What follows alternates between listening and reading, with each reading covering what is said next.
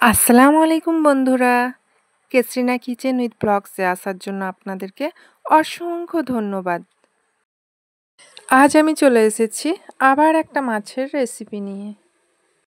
তার জন্য প্রথমেই আমি মাছগুলো ভালোভাবে ধুয়ে পরিষ্কার করে নিয়েছি।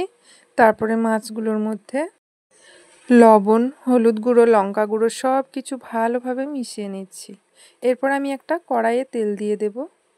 তেল গরম হয়ে যাওয়ার পর আমি মাছগুলো সব দিয়ে একটা একটা করে ভেজে নেব। মাছগুলো দেওয়া হয়ে গেছে। এইভাবে আমি উল্টো পাল্টা করে ভেজে নেব।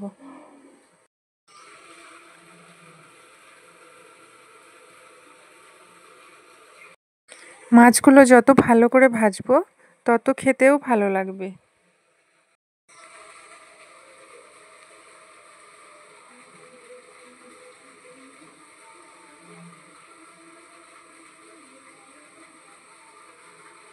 মাছগুলো ভাজা হয়ে গেছে, আমি এরপরে তুলে নিচ্ছি।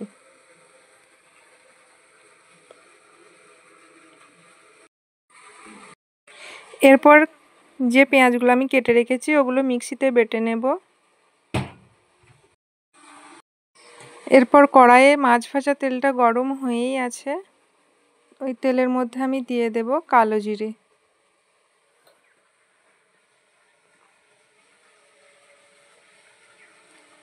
এরপরে দিয়ে দিলাম বেটে রাখা পেঁয়াজ।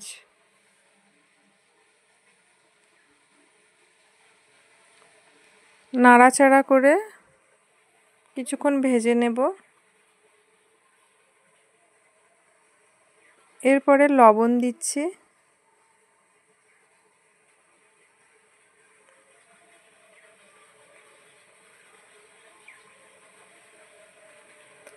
মশলাগুলো দিয়ে দেব। হলুদ গুঁড়ো দিলাম, লঙ্কা গুঁড়ো, ধনে গুঁড়ো, জিরে গুঁড়ো, সব মশলাগুলো আমি ভেজে নেব।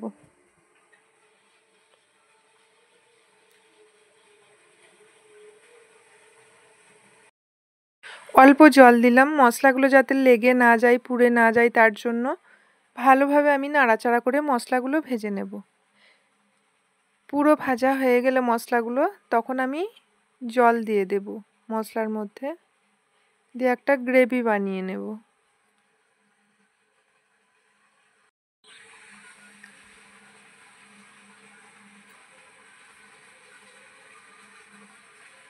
নাড়াচাড়া করে ফুটিয়ে নেব।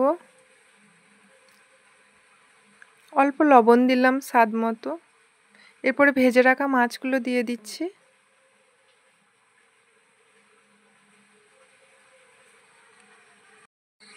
তেঁতুলটা আমি অনেক আগেই ভিজিয়ে রেখেছিলাম, এখন আমি তেঁতুলটা চকাটে নিচ্ছি, ভিজে গেছে।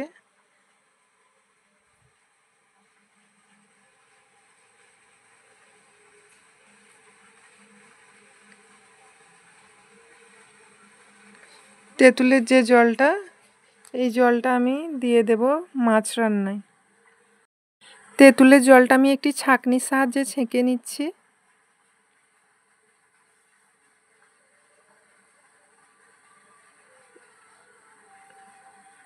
দিয়ে দিলাম, একবার নাড়াচাড়া করে নেব।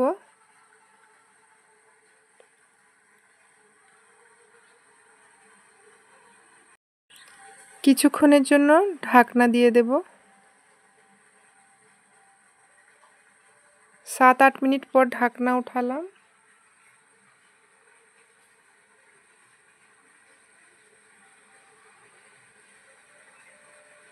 মাছটা ভালোভাবে মশলা ঢুকে গেছে, মাছের মধ্যে সেদ্ধ হয়ে গেছে।